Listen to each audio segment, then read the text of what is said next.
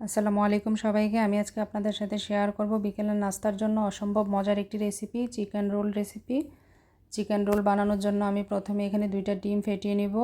তারপর এখানে 2 কাপ পরিমাণ ময়দা দিব, পরিমাণ মতো লবণ দিব, বেকিং পাউডার দিব, দিয়ে একটু মিশিয়ে হালকা কুসুম গরম পানি দিয়ে পাতলা করে একটা ব্যাটার তৈরি করে নিব। তো এখন আমি পুরটা রান্না করে নিব। পুরের জন্য আমি বেশি পরিমাণে এখানে পেঁয়াজ দিব, চিকেনটা দিব, দিয়ে একটু ভেজে আমি এখানে লবণ, আদা বাটা, রসুন বাটা, গোলমরিচ গুঁড়া, সয়া সস, গরম মশলা, কর্নফ্লাওয়ার, বেশি পরিমাণে টমেটো সস দিয়ে পুরটা রান্না করে নিব। তারপর আমি এখানে রুটিগুলি বানিয়ে নিব। আমি তাওয়া গরম করে এখানে 2 চামচ করে ব্যাটার দিয়ে এমন গোল গোল করে রুটিগুলি বানিয়ে নিব। আমার সবগুলি রুটি বানানো হয়ে গেছে।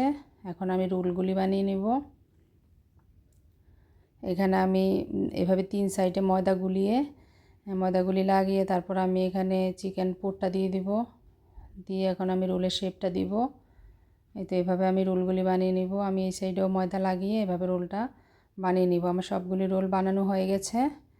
এখন আমি একটু ব্যাটার তুলে রেখেছিলাম, ওই ব্যাটারে চুবিয়ে ব্রেড ক্রাম্বটা লাগিয়ে রোলগুলি একদম ভাজার জন্য রেডি করে নিব। এই তো সবগুলি রোল আমার বানানো হয়ে গেছে। এখন আমি এগুলি ভাজবো।